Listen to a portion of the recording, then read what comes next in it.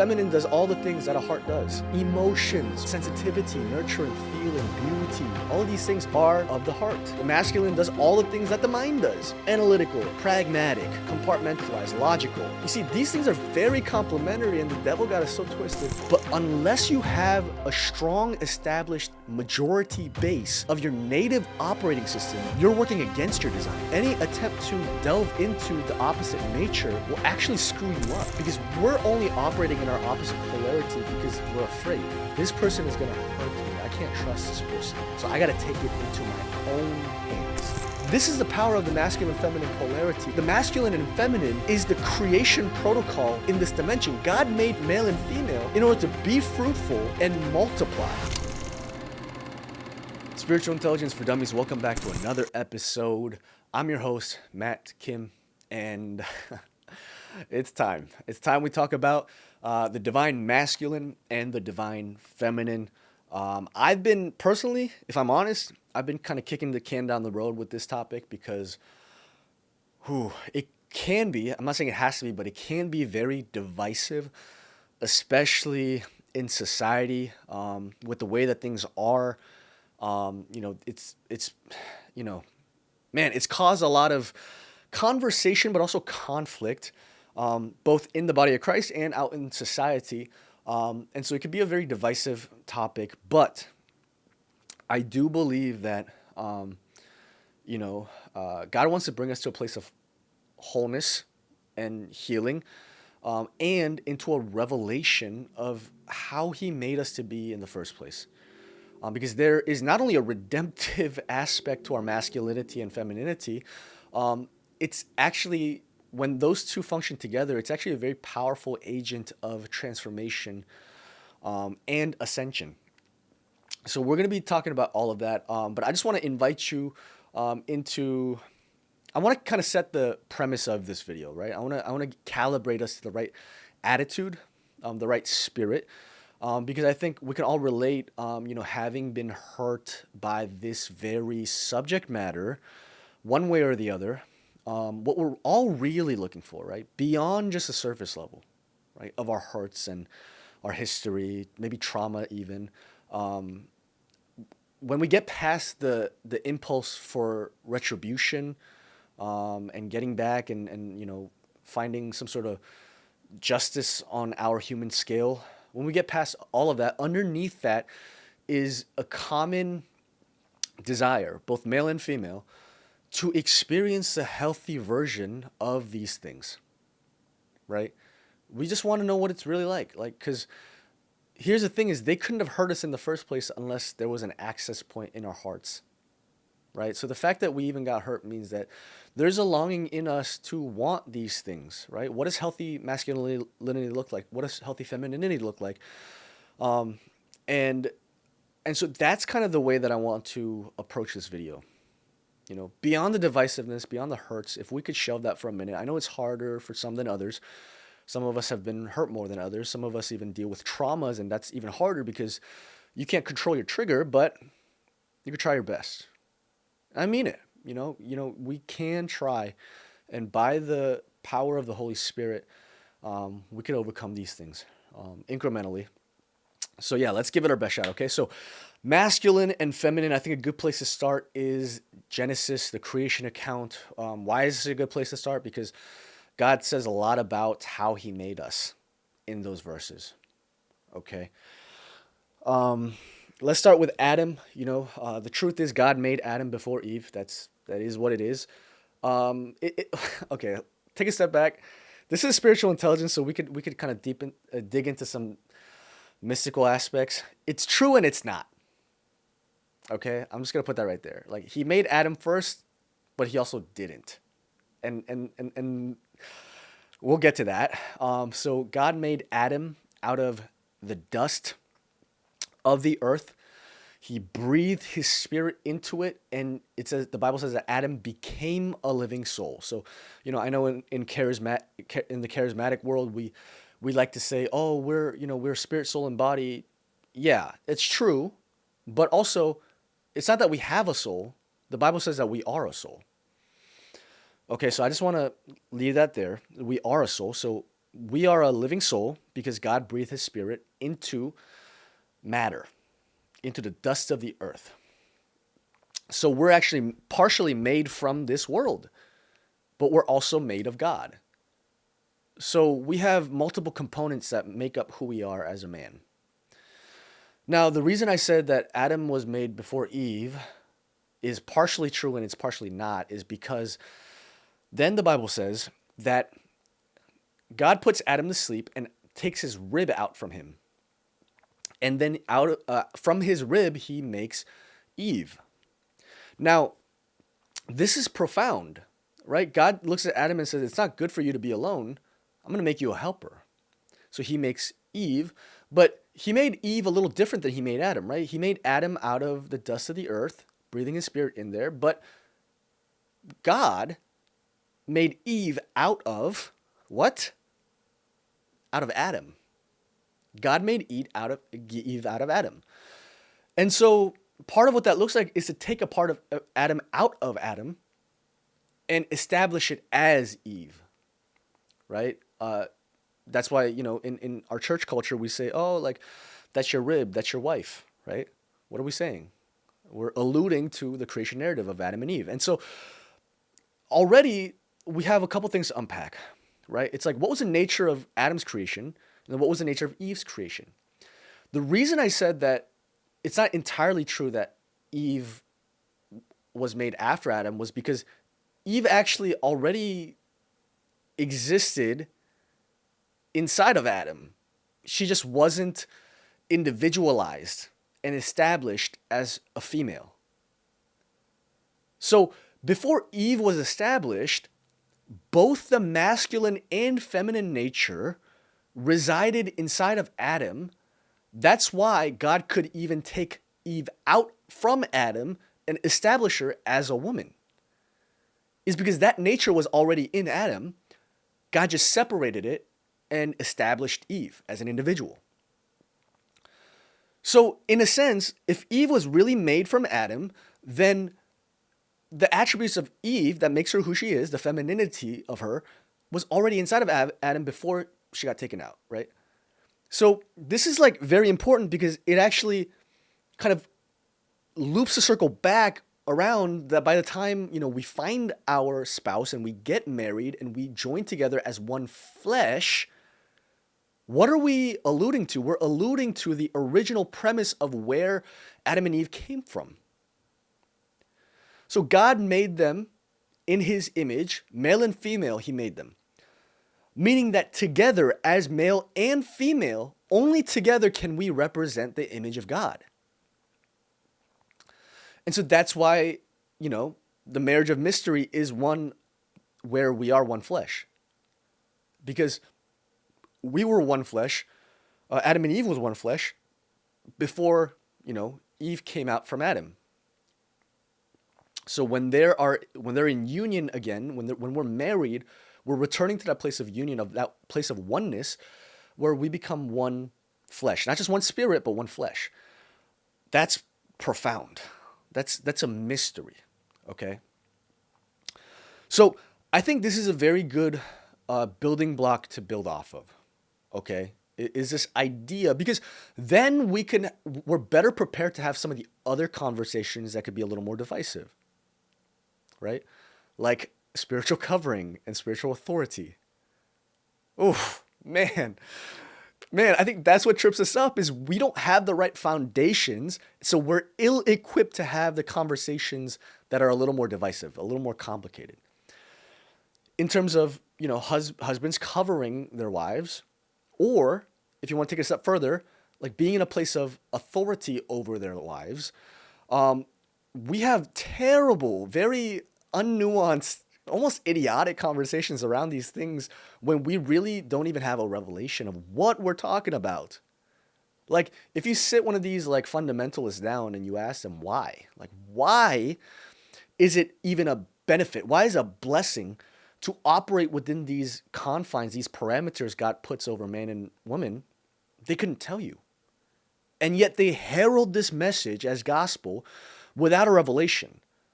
That is dogma and it's ignorance. They are spiritually blind. And so I don't want you to be like that, right? I don't want you to ever herald a message or preach something that you have no understanding for, right? It's going to get you in a lot of trouble. And so that's why I'm making this video, okay? Now, this is good. So, I mean, should I dive into the topic of covering an authority? Yeah, I think that'll be good. Let's do it. Okay, so let's kind of backtrack. The best you can, try to destigmatize those words, because I'm going to keep using those words, but they don't mean what you think they mean, okay?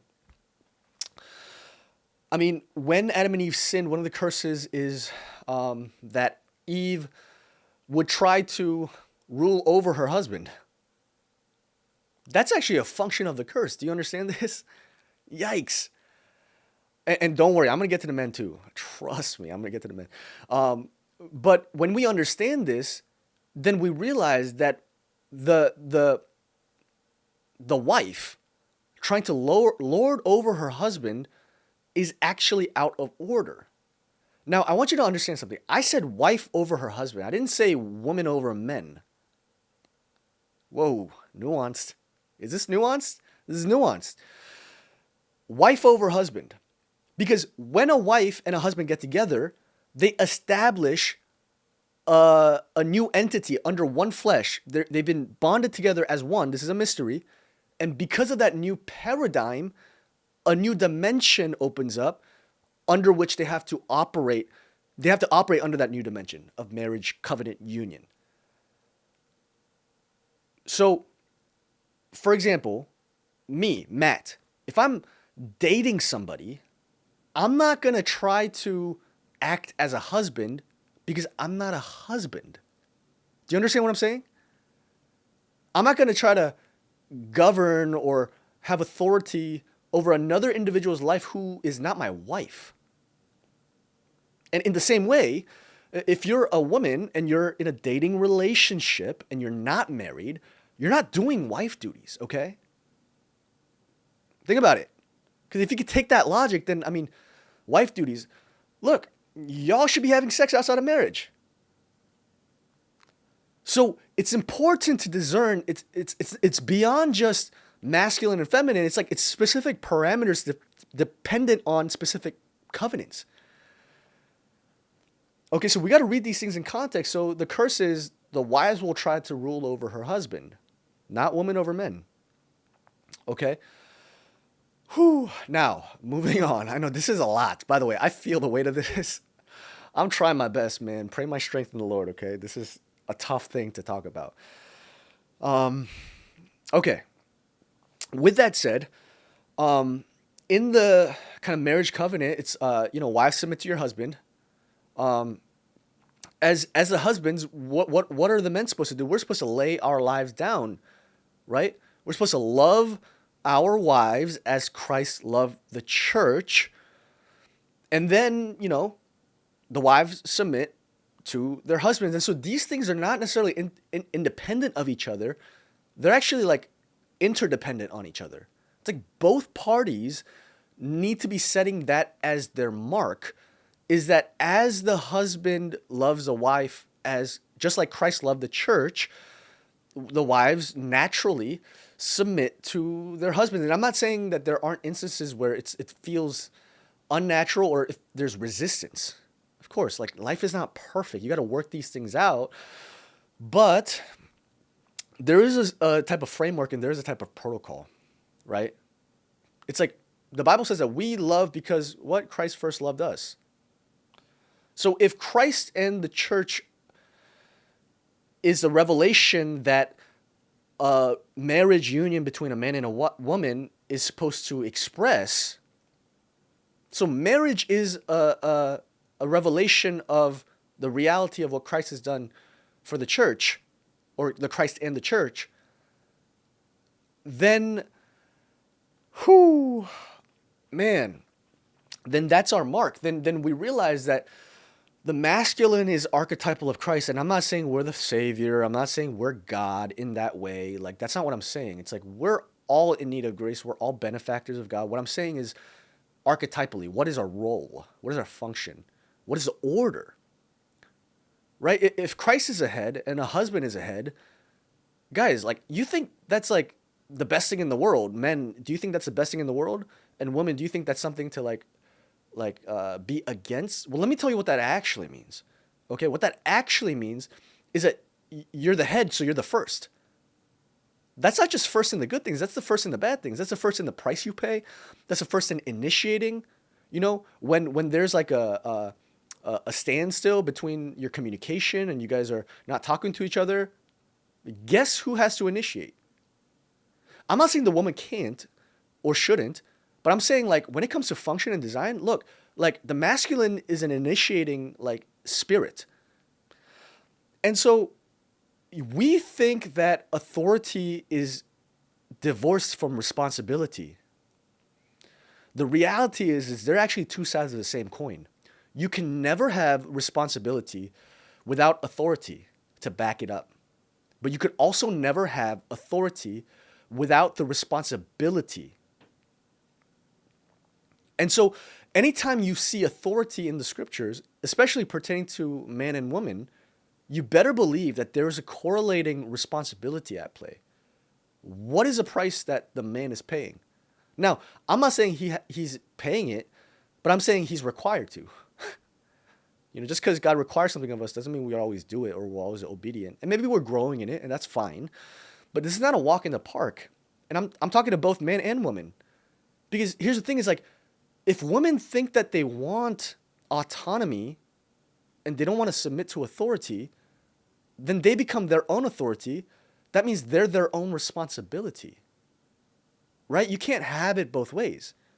And by the same token, if you're a man and you want to kind of put your foot down on certain issues and stand in the place of authority as a governing head, you better take the full responsibility of your decisions and of stewarding and leading the people that you're over, your family, the family unit. Because at the end of the day, it all falls back on you. It all falls back on the masculine. That's what it means to cover. Right? I can't play dumb. Like, I can't say, oh, this is on you because you chose to do this. Like, if you're staying in that place of connection and you kind of use that trump card of authority in that way to have your way, and then things don't play out, whose fault is that, man? That's the man's fault. Right? Now, I'm speaking in terms of like conflict, but there is a better place, right? There's a higher place. The goal is that we submit to each other, right? Recognizing the grace of each spirit, the masculine and the feminine, the natures of God. And we learn how to work together and synergize. Now, in order to do this, we actually have to understand ourselves first, right? A lot of times we're so disconnected with our own nature that we can only react to the opposite nature. We can only react to the opposite nature. And so let's start there. I'm going to ask you a very personal question. Do you feel in touch with your masculinity if you're a man? Do you understand what that means? Do you have a revelation of the nature of God that's being expressed in your masculinity? And then if you're a woman, do you understand your femininity? Do you have a revelation of what that means according to God? Are you comfortable in it? And, do you operate in it? Not when things are going good. Not when there's no point of accountability. But what if when you're pushed into a corner, are you going to act like a man? And then if you're a man, are you going to revert to being feminine? Because it's too much of a headache? I'm telling you. These are things we got to ask ourselves. We have to audit these things because unless we know our native nature first, we can't even try to interface with a foreign nature that isn't native to who we are. So if you're a man, you better have a very strong base of masculinity established before you interface. I'm not saying you can't talk to women ever again. I'm just saying before you kind of dip into understanding the femininity. Because the thing is, just because you're a man doesn't mean you can't have a revelation of the feminine and to a measure operate in the feminine. And vice versa. If you're a woman, it doesn't mean that you can't have a revelation of and tap into certain aspects of the masculine. But unless you have a strong established majority base of your native operating system, which is by design, you're working against your design. And so any attempt to delve into the opposite nature will actually screw you up. This should be sobering. And that's what we see out in the world. Why do you think there's no rest for these people? Why do you think these people never shut up about all their issues? Is because they're looking for it in the wrong way. And so they're forsaking their native nature and they're taking on like everything else, every other problem under the sun, when they should be worrying about themselves. Like reconcile yourself to yourself. That's where we need to start. So let's talk about it, okay? With the masculine. Now, this is where a lot of these things are going to be more like experiential and anecdotal. And so this is a tough way to drive home a point because now you're dipping into stereotypes. Different people have different life experiences. The more you experience, the better, I'll say that. So if you've been sequestered to one type of life experience, kind of broaden your horizons. But at the same time, a lot of these principles are universal. They're observable by anyone. Sometimes there's a lot of fog, smoke and mirrors around this because of the divisiveness of the social climate, okay? So I'm just going to throw that disclaimer out there because I am taking some liberties as far as, extrapolating what is masculine and what is feminine, okay? And I will lob in generalizations, right? It's efficient, it's economical, it's very useful when we're having these kinds of interactions, okay? So just know that before you come at me in my comments. And, more than anything, it's like we're looking for fruit, right? So when it comes to the masculine, because the masculine was created from the earth, it's created with a certain strength. There's a lot in how we operate that is connected to those things, those attributes. The masculine is very exerting. When I say exerting, I'm saying we're pushing something outwards. It's outwards. And because of that, we're very outward creatures, right? And that's why we're very visual. We're very visual creatures. We'll move before we think. Not all the time, but a lot of times, right? We are exerters. We are movers. We are very connected to the earth because we're made out of it. And our purpose, our dominion is actually connected to the earth. Right. And so we are very, and that's why men can be very heavy handed sometimes because what are we doing when we're heavy handed? We're pushing, we're exerting. Right. And that's why there's a stereotype of like men lacking levels of introspection because why? What are we doing? In order to be introspective, we're actually going inside, but our default mode is to go outside. It's to go outwards.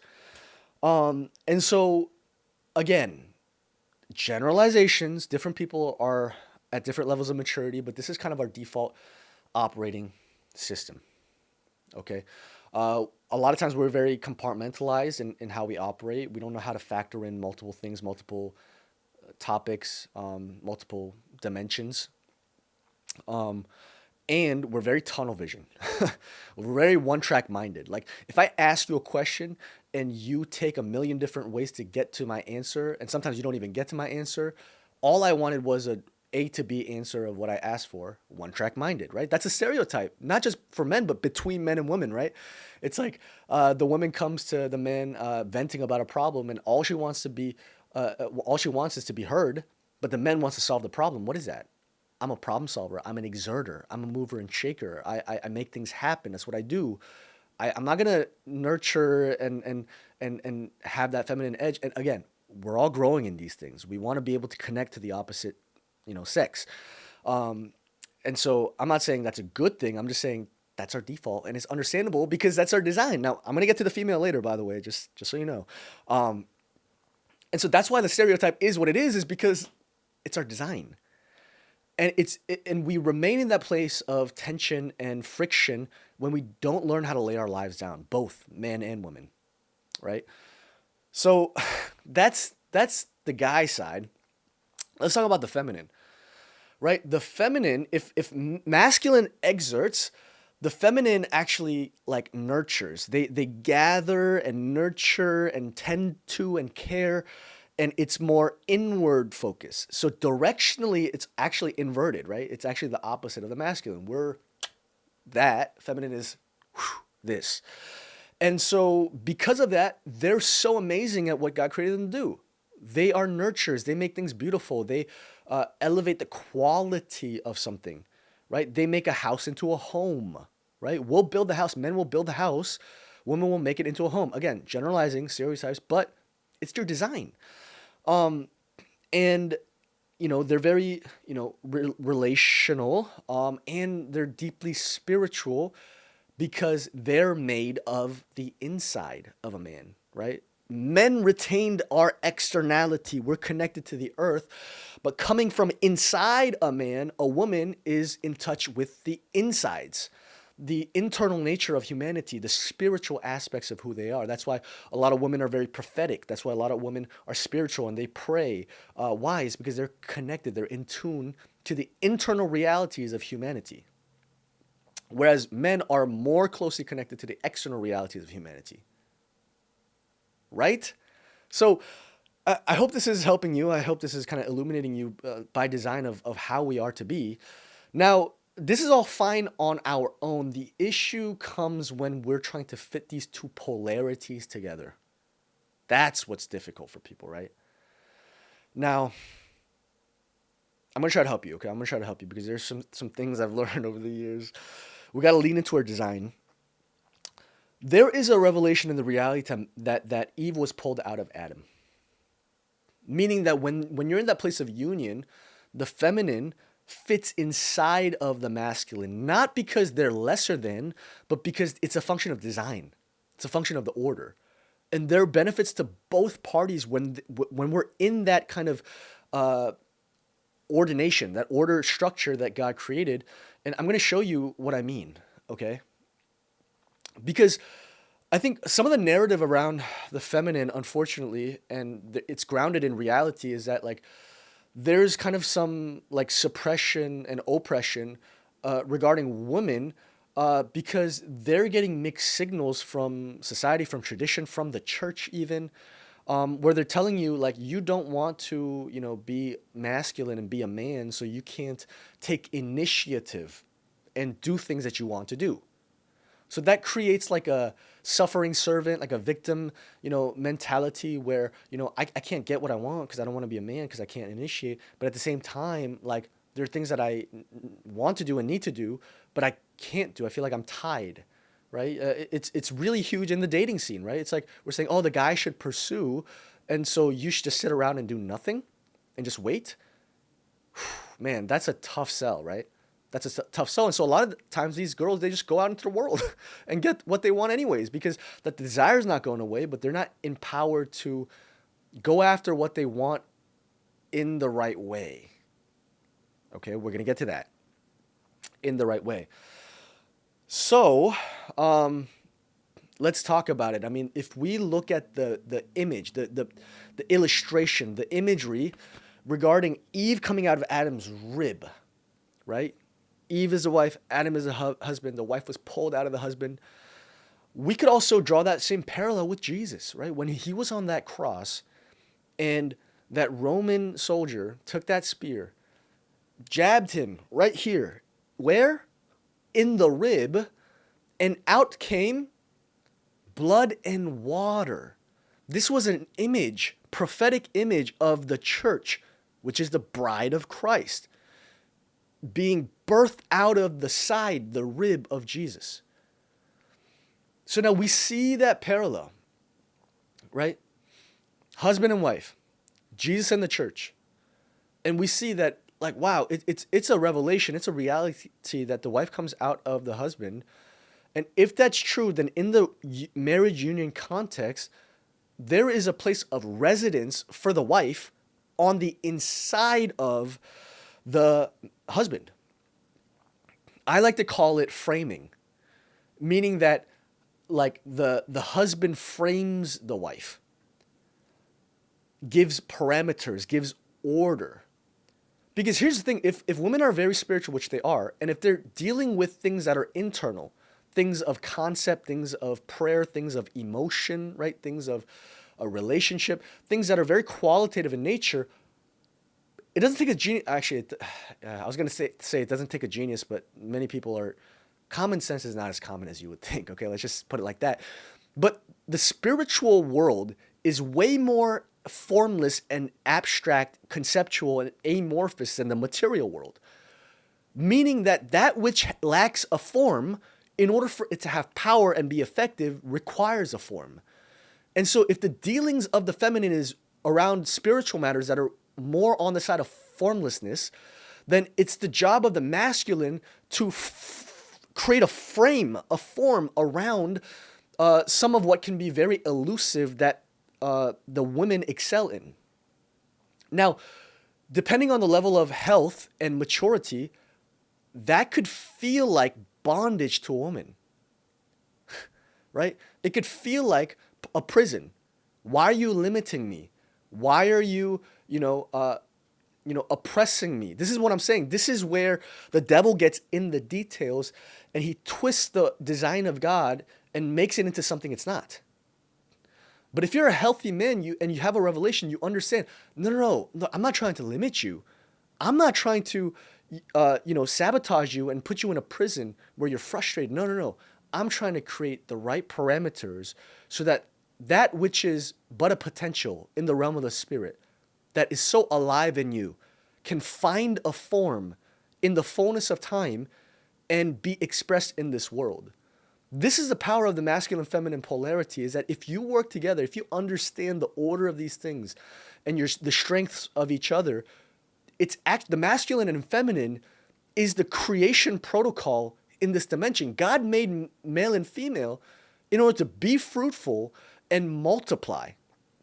Men and women were the creative agents in this dimension. This dimension has been given unto us. And so we need both male and female, the masculine and the feminine, in order to do what God created us to do, which is a very creative mandate. So then let's talk about, and so, okay, hold on. Let's pause right there. So then the role of the masculine then is to create a platform for the feminine wisdom, her voice to be heard, and first to consider these things and factor it in and tether it to the reality of this dimension. What do I have to work with? What don't I have to work with? What can I do and what can't I do? If I do this, will it bite me in the butt? Will it be very poor stewardship? Will it leave my family exposed? Things to think about.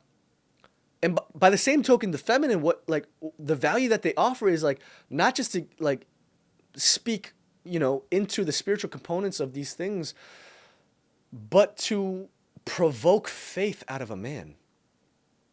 I'm telling you, man, the devil has got us so twisted. If the stereotype is the woman nags the man, what's the redeemed version of that? She's imparting faith into the man to say, don't just look at your current circumstances, but think bigger. That is a powerful, powerful thing. That's needed. Trust me. In order for us to progress and go from glory to glory, we need both. Men, as we face the tough realities of the world outside of us, we will become so jaded and cynical, and we would lose our ability to dream and tap into the vision of God unless we have the faith that comes from the spirituality of the feminine. That, not only am I plowing, not only am I fighting for the things that matter, I have a conviction about it. I have belief. I have a hope. Faith is a substance of things hoped for. I have hope. And the feminine, that's what's so amazing. They have this unique ability to infuse you with a level of faith and hope that the masculine needs. I'm just telling you how it is. And again, these things will need to be tested and extrapolated in your own life. Don't just take my word for it, but just consider these concepts and really play it out in your lives.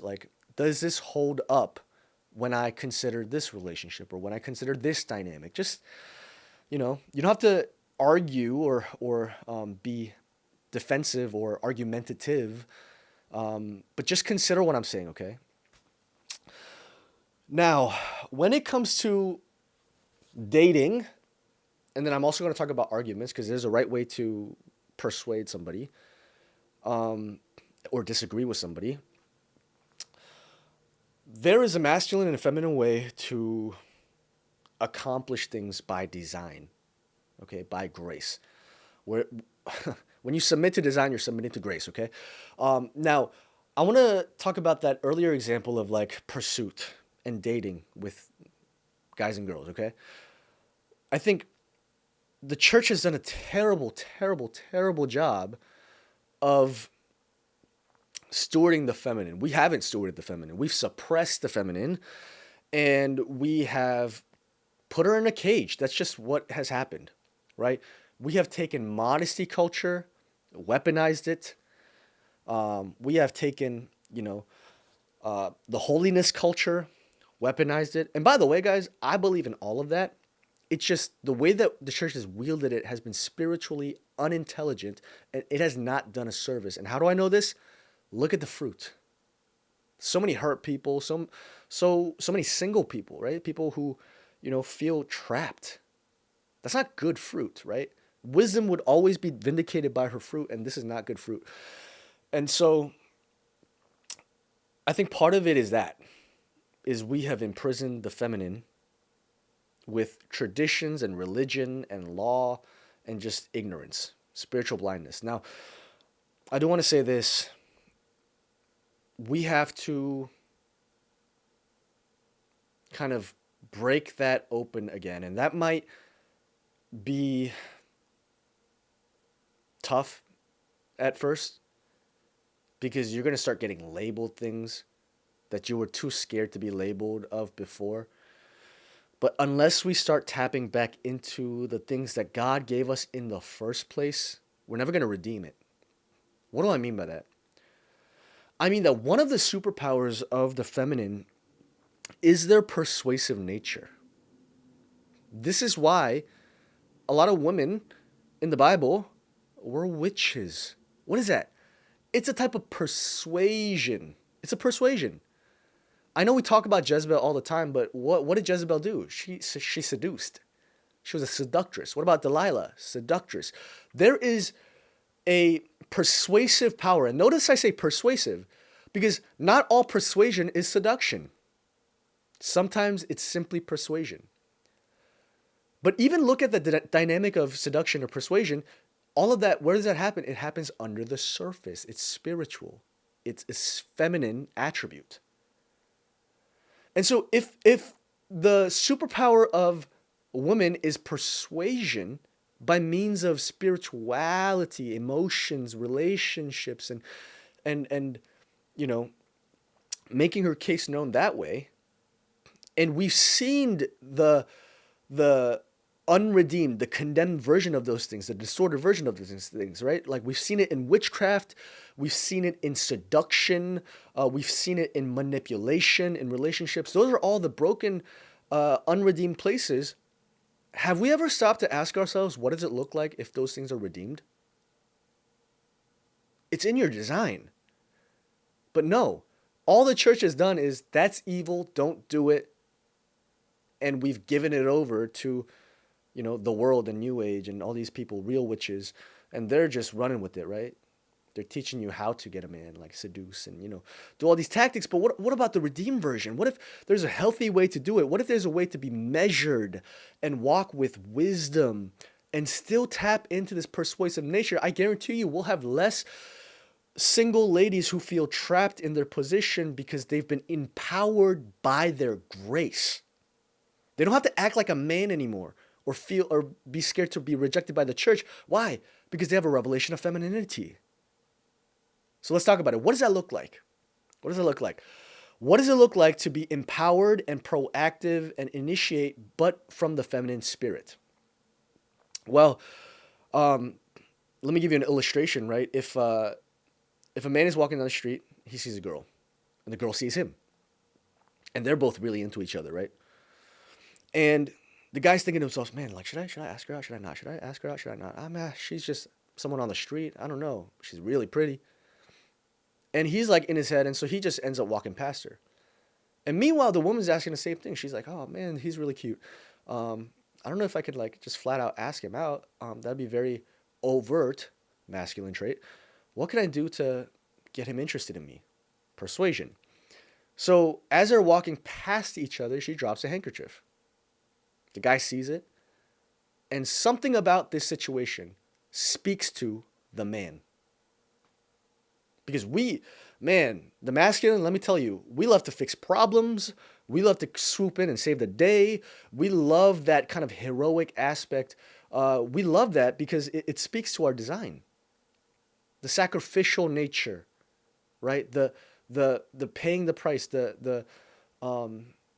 yeah, those things it just speaks to us. So when we could be the hero of a story, whew, we will not pass up on an opportunity. Now, I will say this, it might be harder these days just because of where society is, but we'll work back up to that place, right? We'll make it normal again. But so in this situation, the guy, he picks up the handkerchief and he runs over and he said, "Hey, miss, I think you dropped this."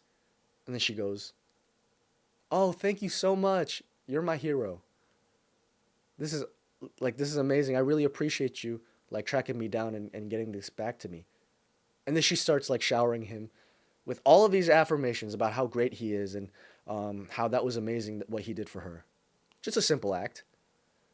And so then that does something in the man. He's like, "Oh man, I think she's really into me." And like I felt really great, being a hero. Why don't I ask her out? Like I wanted to anyways. So he asked her out. They go on a date. Blah, blah, blah, blah, blah, right? So let's just end the story right there. But in that scenario, let me ask you this question. Who initiated? The guy or the girl? I'd say the girl, right? The girl understood her femininity and she had enough wisdom to understand masculinity. She knew how to get to a man. She knew how to persuade a man by appealing to his nature, by leaning into her nature. And the inverse works too. It's like men need to learn how to appeal to the feminine nature by leaning into the masculine nature. You see, these things are very complementary, and the devil got us so twisted, it's not even funny. So all the woman had to do was lean into her femininity to draw out the masculinity from this guy. And the same is true. All the guy has to do is step into his masculinity to draw out the femininity from the woman. Now, this is good, right? This is good. But how do we apply that in the context of conflict? Because I think that's where push really comes to shove, right? That's where things start falling apart. That's where the immediate temptation for both parties is to revert to the opposite polarity. Oh, like she's coming at me, with all these arguments and she's being so manipulative. And I feel like, I don't want to play this game. It's such a headache, why is she being so nagging? And so instead of being masculine, because I feel like if I get aggressive, I'm going to hurt her and she's going to even weaponize that against me, I'm just going to shut down and retreat to the inside, feminine. And then conversely, the woman is like, "Oh, I'm so frustrated. He never listens to me. I feel invisible. He's not really framing me or covering me. He's just putting me in a closet and telling me to just suck it up. I'm going to make my voice known. And so I'm going to step into the masculine, right? I'm going to exert. I'm going to argue. I'm going to fight. I'm going to, attack. Masculine. So let's take that situation. How do we redeem that? How does it look like when we lean into our grace, lean into our design? So I think I'll speak from both sides. I think from the feminine perspective, one of the ways, and trust me guys, both of these things feel very counter to our fleshly nature. So it's hard for both parties. I want you to know this, okay? And I'm going to get to the male portion, so just bear with me. But for the feminine, you actually have to do the opposite of what your fears are telling you. Because we're only operating in our opposite polarity because we're afraid. This person is going to hurt me. I can't trust this person. So I got to take it into my own hands. So then what you got to do is you're going to say, I'm not going to listen to fear from the feminine perspective. I'm not going to listen to fear. I'm going to try my best to release control and trust that he can change if I really, really, really make my needs known to him. And I know I tried before, but let me try again, and maybe I could try it differently as well. And so, you know, ways that you can do that is like asking for help, but from a feminine way. And sometimes you might have to meet in the middle. Like you have to compromise sometimes. Maybe if your expectation was that he would just get you or he would ask you before you have to tell him first, maybe sometimes you just have to tell him. And not from a place of bitterness, and that's hard, and you just have to manage your emotions, and again, hard. But sometimes if that's what it's going to take, that might be what it's going to take. And what would it look like to draw on the masculine again? Of like, hey, like I need you right now. I need that knight in shining armor. Like I need you to come and be a problem fixer. Like, but I need you to hear my needs so that you can help me. That would really speak to a man. Now, nuance. I mean, obviously there's like toxic relationships and patterns and things like that, and those would be the exception. Although these days I don't know if they are the exception, but we have hope, right? We're of the kingdom. But just in a general sense, especially if you're married, like you want to try your best to tap back into that feminine aspect, right? Like reach out, put a demand on the masculine, not in an aggressive way. Because the reality is, and this is the mystery of the masculine and feminine, is that the feminine, if they're the rib, they're actually the entry point, the gateway to the heart. Your heart is right here, right behind your ribs. And so the fact that Eve was pulled out of Adam's rib means that she was that which covered Adam's heart. She was a way into Adam's heart. And to put it bluntly, she is Adam's heart. She is Adam's heart pulled out of his body. That's why she's so spiritual. She does all the things, the feminine does all the things that a heart does. The masculine does all the things that the mind does. Analytical, right? Pragmatic, right? Matter of fact, compartmentalized, logical, right?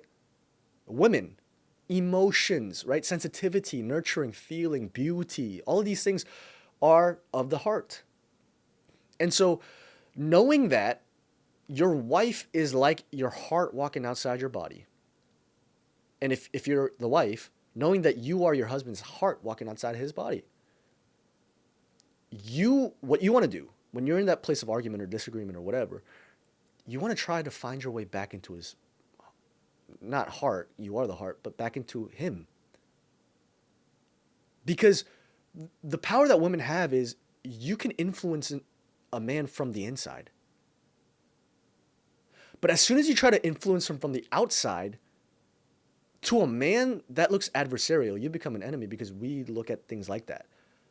We only feel safe on the inside. So if something's coming at us from the outside or trying to persuade us from the outside, we view that as adversarial. Like you've become our enemy and we don't want to fight you, so we'll shut down to our safe place, which is the inside. But if you could position yourself to be the safe place, to find yourself back inside the man,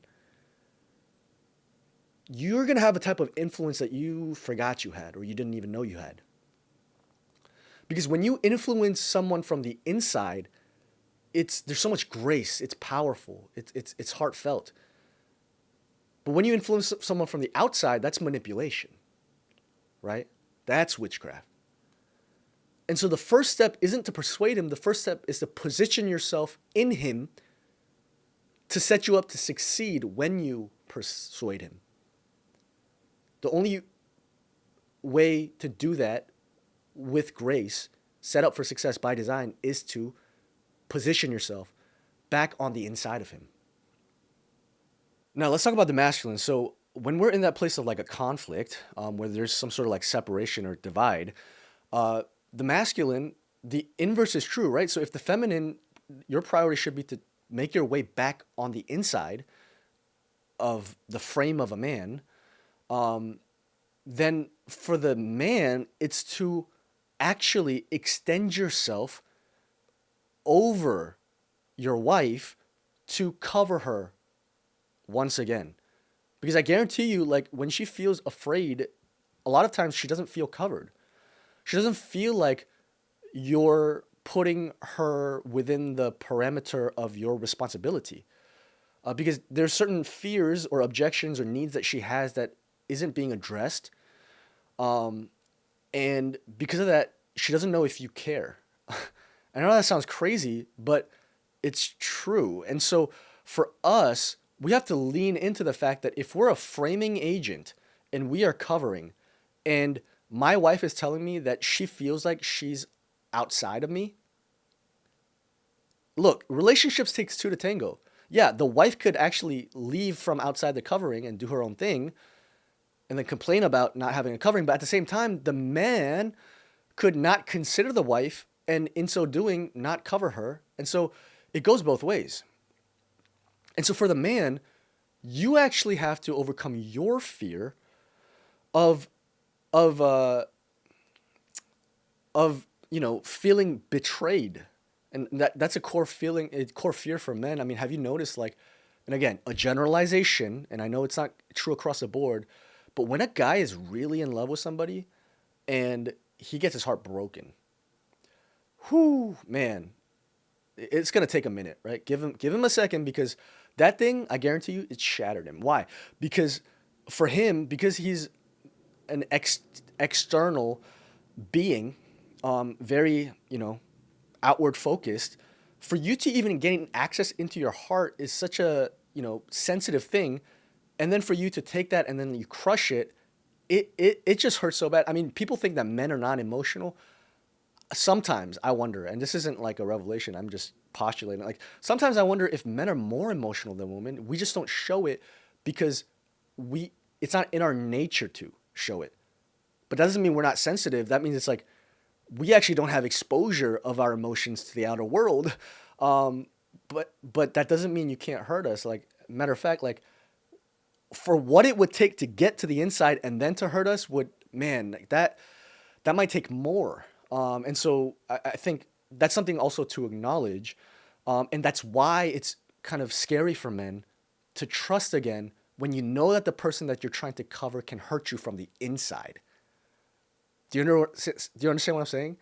And so it's good for women to understand that, and it's good for men to understand that about women. It's like women's fear is to, not be covered or considered and to be suppressed. And we see that in society en masse. And for men, it's for us to be betrayed and to be hurt from the inside. And so for us, what we got to do is then we've got to walk with courage to say, you know what, I will believe that we can work this out and I will trust her again. And as I extend myself to encompass her again so that she's on the inside of me, I could provide a level of safety and covering and take responsibility once again for her.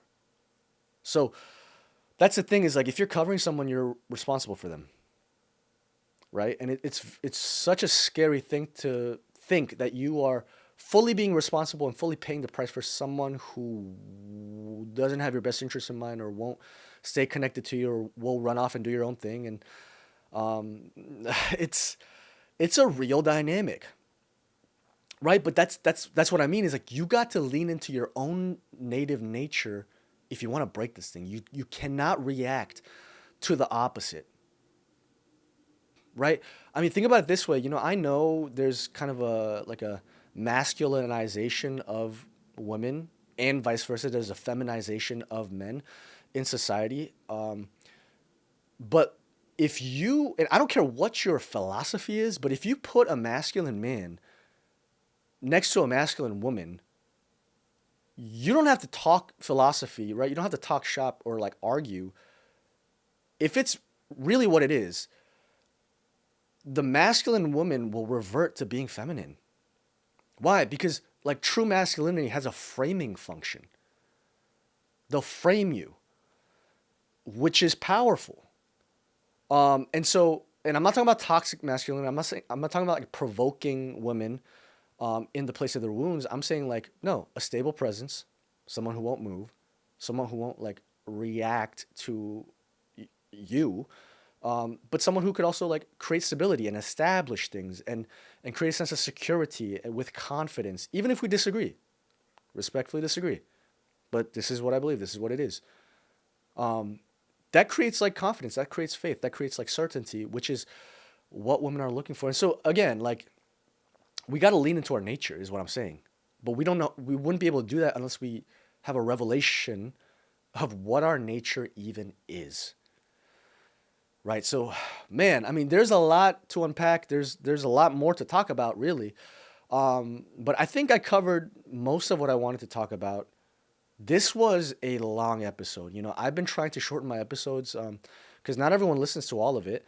I've been trying to keep it down to like 20 to 30 minutes as of late, but this one, it's almost an hour. It went really long, but I think it was necessary. And so, you know, watch it again. You know, consider what I'm sharing.